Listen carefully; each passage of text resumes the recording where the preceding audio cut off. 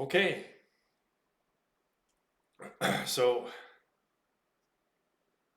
this just came to me over the weekend, this last weekend, Easter weekend, and I have to make a video of it. And it's, again, one of these most profound things ever that people probably will ignore, but the truth needs to be expressed. So I'm just going to keep expressing truth, and those who are in delusion will keep trying to avoid the truth because they'd rather stay in delusion than admit that everything that they believe is wrong. All right, so speaking of wrong, so paradox. The reason why paradox is so important is because it's revealing something very fundamental. So there's my theory, the theory of enlightenment, which is part of the religion or system of investigation that's called non-conceptuality. So the theory of enlightenment says that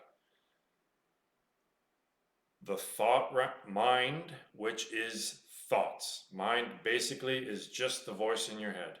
That's it. Simple, right? Mind is the voice in the head. The physical world, which is body, is the sensations. That's it. The physical world is the world of the sensations, which is you can find the source of a sensation, of all of the sensations, exterior to the body. And the source of thoughts, the voice in your head, is not found outside the body. It must be inside the body, right? It's not part of the senses. So, mind and body, physical and wave function, they are poles, the positive and the negative. They're polarities. The thought realm and the physical realm of the senses are polarities, poles of reality, and they can't mix. This is as close as you're going to get to an explanation of unity. It goes plurality, duality, which is positive, negative, body, mind, thoughts, sensations, and then from duality, it goes to singularity. That's my triune system. And that final expression of duality, which is as close as you can possibly get to a perfect description, expression of reality. That's as close as you can get. That's it. And it develops that last triune system that goes beyond plurality, closer to explaining fundamental reality, is superposition. So the most fundamental expression that you can possibly get is this triune system, and it's superposition. The state of superposition is the most accurate and succinct and fundamental expression possible of reality. And they don't mix. They're not causally related. The thought realm has nothing to do with the physical realm. This is the illusion. This is what is false, right? There's the big search, right? Like religion is a search. The philosophy is a search. and science is searching, right? It's all the search for something that's wrong, right? We feel that there's something to be found out, to be discovered. Why else would we be searching so earnestly? So, what my theory is saying is that that which is false is the connection between the thought realm and the physical realm. That is made up. I know it's just like time. Time is an illusion, but it just is so ingrained in our psyche that it's almost impossible to understand a timeless state.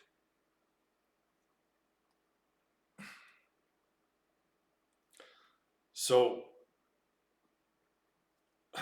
there's something wrong, right? There's something false. There's something that's we're not understanding or something because of this search, right?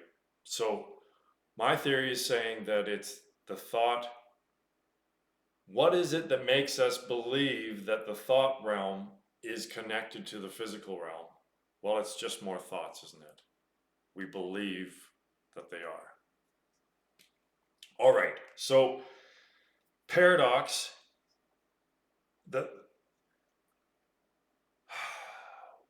the conduit through which these two poles are, the two aspects of reality that are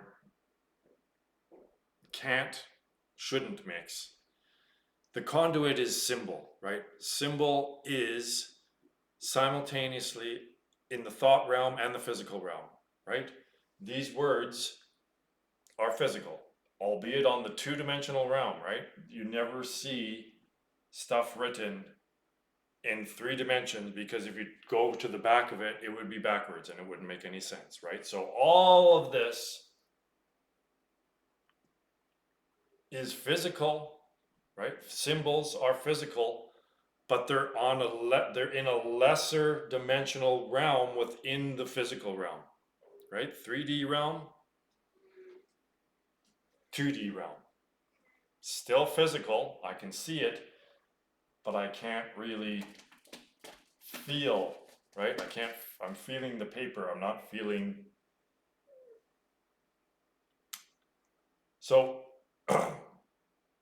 and then it's thoughts, the voice in your head is trying to convince you that it is relating truth about the physical realm. And it's symbol that that manifests that thought realm into the physical realm. So my theory is saying that that which is false is actually thoughts. So the thought process itself is what's false. So how can, and I think this is Gödel's incompleteness theorem, how can a system, let's say that this is true, that which is false and deceiving is thought itself. Well, how can a system that's projecting falsity, all it can do is project falsity. If we keep using that, if we assume it to be true, if we fall for the ruse, right? If we fall for it and believe that it is truth, then how can that system ever reveal truth? If all it is deception, then all it does is project deception. So if a person's lying to you and you keep pressing them to try to find the truth, well, they'll just keep more narrative going, right? That's what happens with lies, is it just keeps. But the third party, the third person, will never know, right? It's only the first person, it's only the liar that knows their intent, that knows that they are intentionally deceiving. So Gödel's incompleteness theorem is basically saying that a third party, you can never know when someone's lying. You can ask a liar to verify their lie, right? To try to prove it true, but they'll just provide more narrative, and you'll never get to whether it's true or false. Just interrogating the liar, using the process that the liar uses to deceive you, right? So Gödel's incompleteness theorem is another way of saying that, is that there's no way to, a system cannot prove its own validity, basically. All right, so the paradoxes. This is such an important paradox that it was what spurred Gödel to write his incompleteness theorem, right? Like, this is so important that it led to perhaps the greatest discovery about mathematics ever that mathematicians ignore, because it's saying basically that math could be one of these systems that is false, and that's why it keeps going. It could be one of these equations or a system that will never find the truth. All right, so if a paradox is relating to an actual experience, this is how I approach these things, right? I don't back up, I don't try to validate concepts or statements with more statements and more concepts, because that might be the process that keeps it going forever, right? Because you can't use the same system to verify itself. So I always try to ask, what is this actual experiential phenomenon that this is relating to, right? Each one of these statements is relating to something that can be experienced or is experienced within the human condition. It's not, you can't just base thoughts on more thoughts to try to prove that it's valid. This is exactly the trap that the mathematicians have fallen into. And you can't ever know. You'll never know. So this statement is false. It's expressing deception. It's a lie. This is, if you will, a semantic, logical expression of a lie, right? So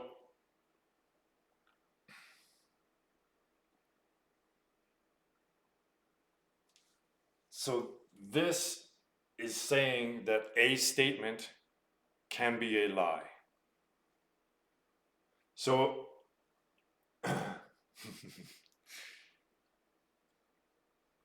you can say that if this statement is a lie,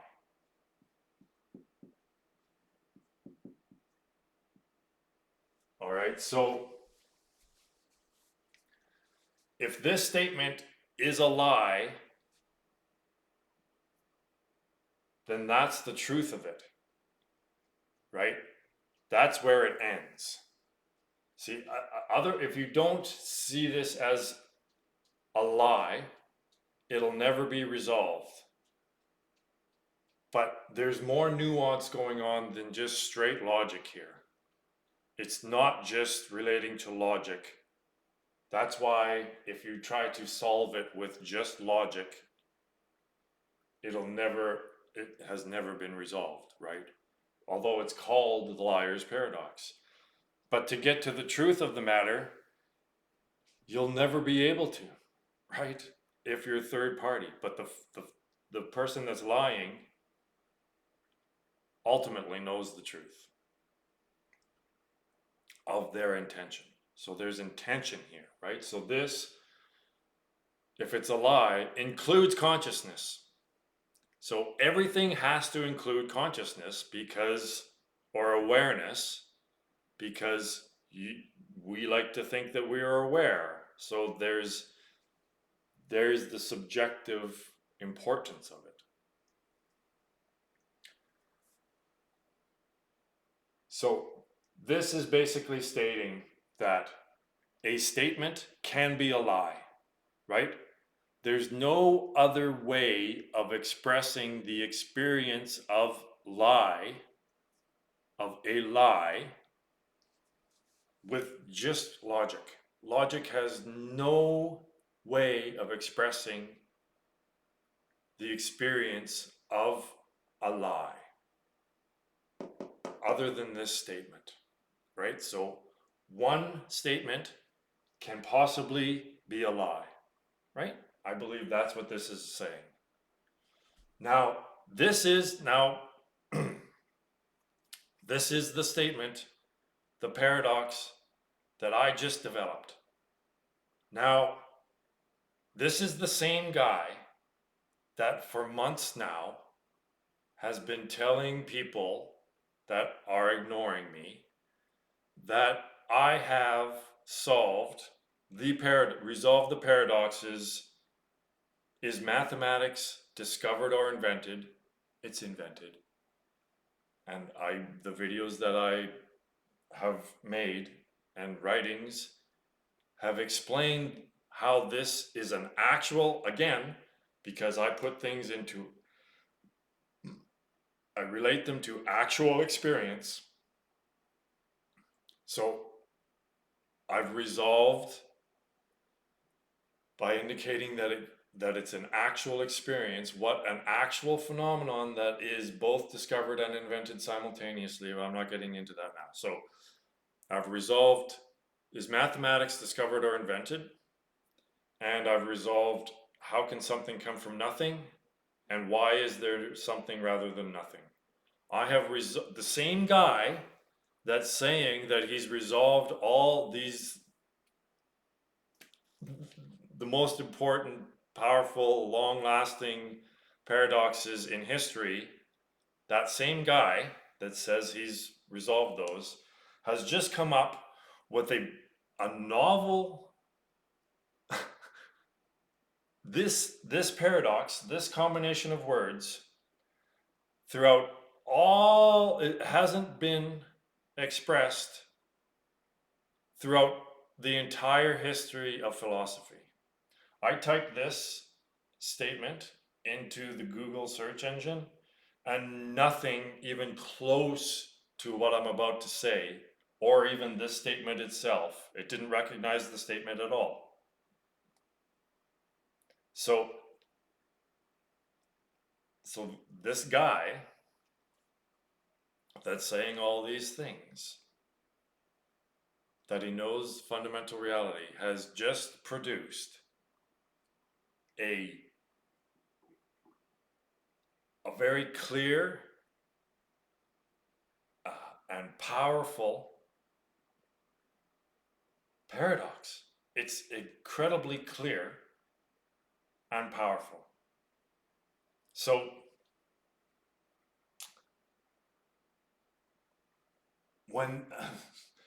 what's awesome, what's amazing about this statement is that the reading of it, which you could say is what gives it life, right? The very interaction with consciousness that has knowledge of reading English, when this statement interacts with awareness that knows how to read English, it always, while it's interacting with that awareness, it's false. And when it's not interacting with an awareness that is reading it, that knows how to read English, then it's true. So while it's being read, it's false. And while it's not being read, it's truth. So I'm going to say that the fundamental state of this statement is it not being read, and that is fundamentally truth. It's, in a way, the way I visualize this and understand it is that it's a field of truth. There's no interaction with an awareness that causes it to flip immediately while it's being read into falsity, right? So it's dramatically, this is another expression of the wave function. So the wave function is a field of potential. And then when it's interacted, when that field is interacted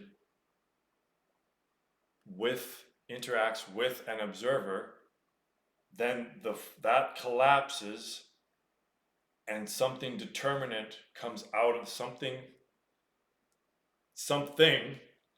comes out of, pops out of that field. And it's no longer a field, it becomes an object. So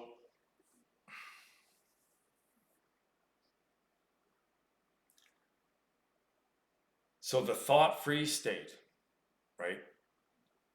Oh, I didn't get, just wait.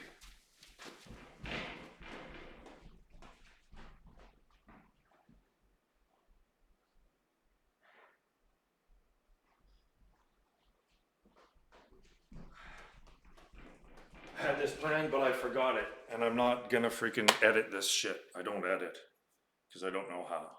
All right. So, in my awareness, whilst I'm just walking around or sitting around in thought-free awareness, it's a field.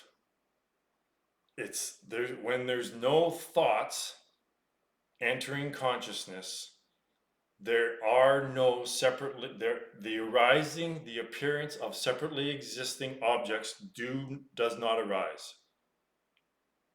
Let me say that without fumbling it, possibly. In the thought-free state,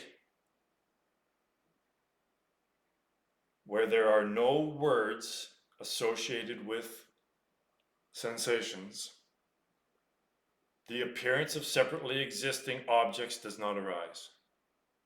Do not arise. So, look at this as a field of sensations. All of this, right, is a field of sensations. There are sensations occurring, and without the word spoon arising, where is spoon? Without any words associated or trying to connect itself to the very specific combination of sensations that this is that I'm experiencing now. There's no separately existing object, right? So as soon as there's a word popping in to awareness, then that collapses this wave function, this field of senses. It collapses into a thought, spoon.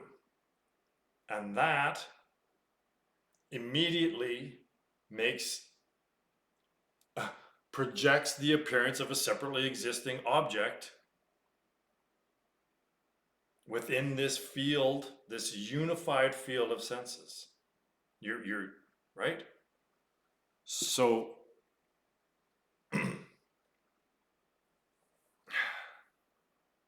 so this the same thing is occurring here. Is that a consciousness that doesn't know how to read English, that's ignorant. I'm not going to use the word ignorant, though. I'm going to use the word innocent. Ignorant has a very strong connotation to it that you're stupid. But it's someone who doesn't know English.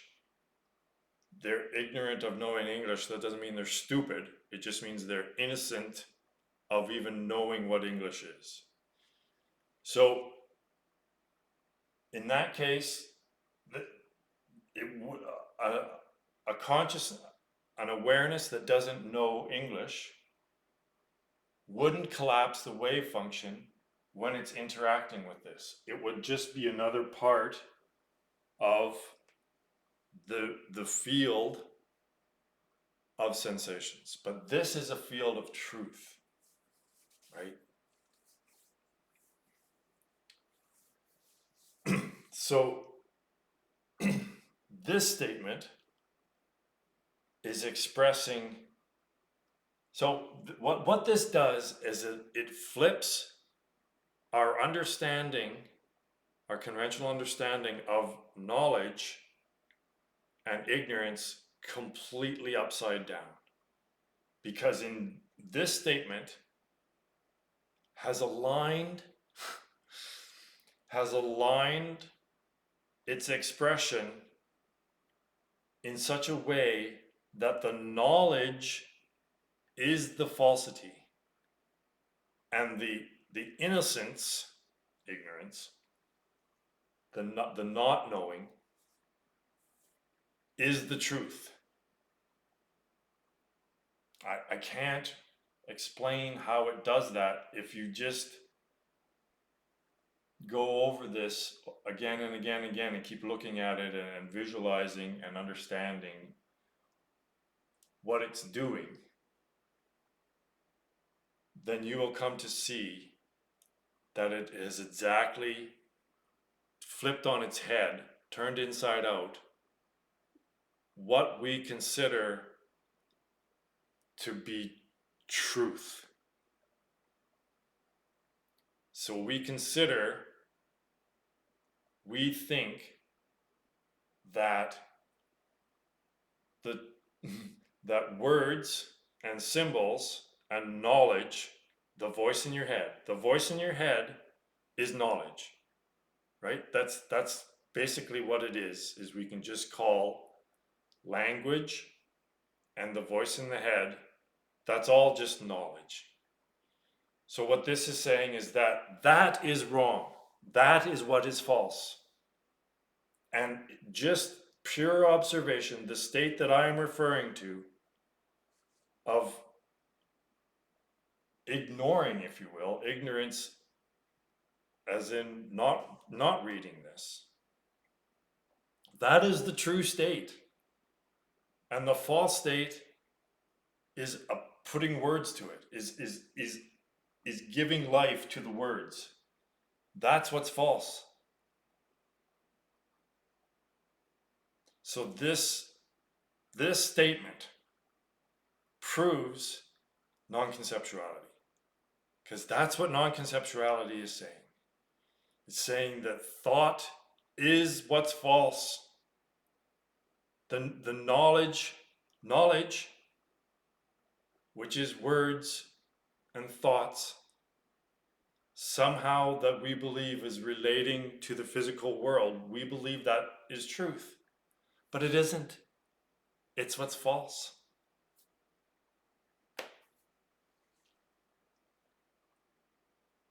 And this proves it.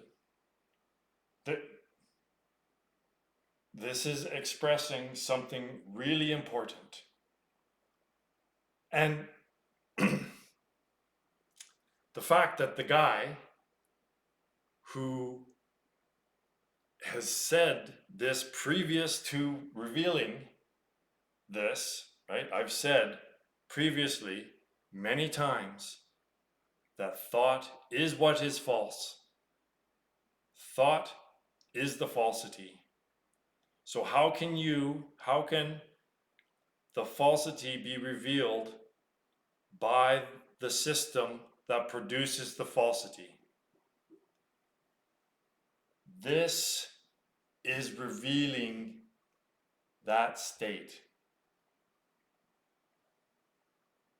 It's revealing, it just revealed that, that. So I can't really express it any clearer. Now, what's probably going to happen, because people will try to ignore that this is important. No one in the history of mankind has ever come up with this combination of words. No one in the history of humanity has ever come up with this combination of words. And this specific combination of symbols has revealed something as profound as this. So this is almost the next step of revelation. So this is saying that a statement can be a lie. A statement can be a lie. This is our experience, and a lot of lying and deception is going on in humanity right now, more than it ever has. So what I'm saying is that at its core, the problem is it's a deception, right? There's a deception going on, and humanity has fallen for it, and that's why we're so fucked up. Why is this so hard to believe? It's how fundamental do you think this problem is? Because no one's going deep enough. Everyone's afraid to go deep enough to find where the problem is, because it destroys everything that we've taken to be true that is false. And we've done this, and that's why we're so fucked up, and we're killing all the life on the planet. We're really messed up, right? At a fundamental level that only I have gone to. So this is indicating that a statement can be a lie, because this is basically a lie. It's expressing a lie, a deception. And this is saying that all statements are a lie. This says that a statement can be a lie, and this says that all statements are a lie. Now, the people who are going to try to pick this apart or ignore it, they are the ones who don't have experience, not just knowledge, but experience of the state that I am talking of, that I'm speaking of, thought-free awareness. If you are incapable of being in as the thought-free state for more than a few seconds at a time, if you've always got words popping in, then you don't know of the experience that I'm talking about. And you have no authority to talk about it, right?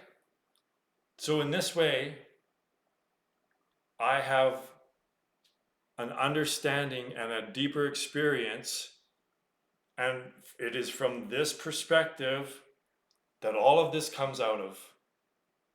And it's only in relation to that stillness that is thought-free awareness that this can be fully, completely understood. Now, a lot of you people will say that this is all nonsense and whatever tactic you use to try to ignore it or just refute this, to push against it. I guarantee that none of you can stay thought-free for more than a few seconds at a time. So, I'm sorry, you can't say that it's wrong because you don't have the authority to talk about a state, an experience that you've never experienced. If I'm trying to describe the taste of chocolate to someone who's never seen chocolate, and they're trying to convince, they're just saying, well, there's no such thing as chocolate. That's ridiculous. Well, you're the one that's that's ignorant here. You're the one that can't possibly understand the experience that I'm trying to relate to you. But here I can give you chocolate. I'm telling you to start meditating, but you won't, will you? So if you want, like, first of all, on the superficial, just a strictly thought-based philosophical perspective, how could someone that calls themselves a philosopher just shrug this off and say that it's nothing? It's sharper. It has a little bit of nuance to it that provides it a little bit of utility. There, right? This is clear and concise, and this is too close. You see what I mean? It's too close to really have much utility to it. But this is one step beyond that, but it's still a perfect paradox that includes the observer, right? We always have to include the observer in this. So it's the interaction with awareness. I hate to use the word consciousness, so I'm not using it. I really don't understand how a philosopher who calls himself a philosopher cannot recognize the importance of this new, novel, brand new paradox, Dopson's paradox. The guy who finds it gets to name it, right? Dopson's paradox. Because I know why. Because it's that guy. It's that guy that we don't believe, right? He just is full of nonsense and bullshit. So therefore, whatever he says, everything that he says is nonsensical and should be ignored. Well,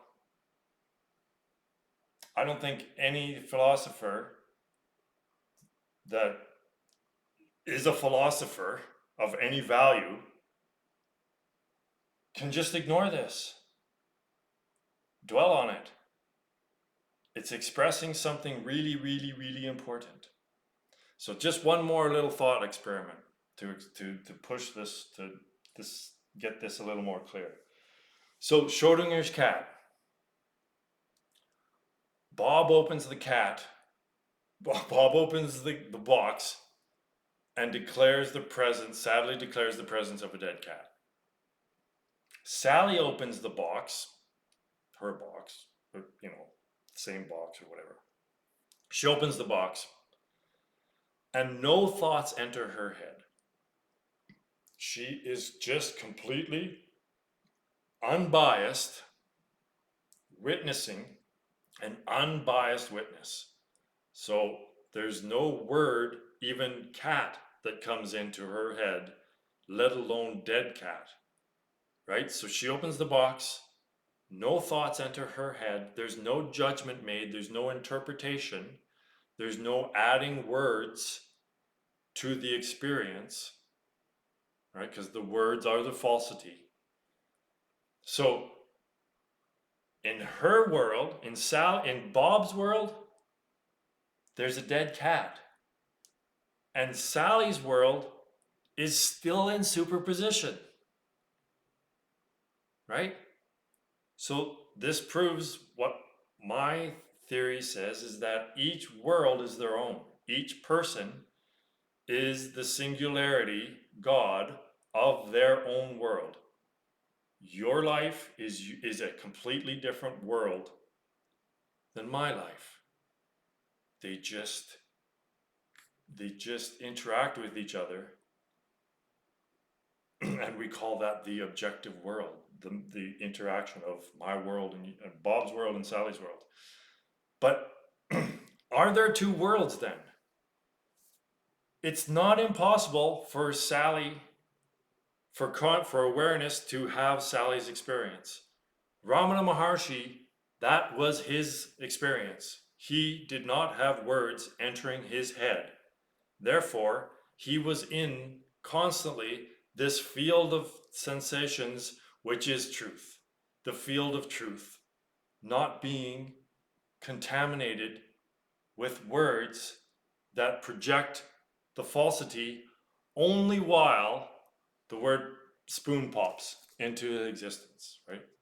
The word spoon, while the word spoon is in my head, in my world, the appearance of a spoon arises. And in Ramana Maharshi's or Sally's life, there is no spoon. There are sensations, but there's no spoon. There's always sensations coming in. All right, so that's it. This, if it's ignored, I know for sure that people are scared. They don't want to go there because this is so obviously such a clear, sharp, distinct, and powerful paradox.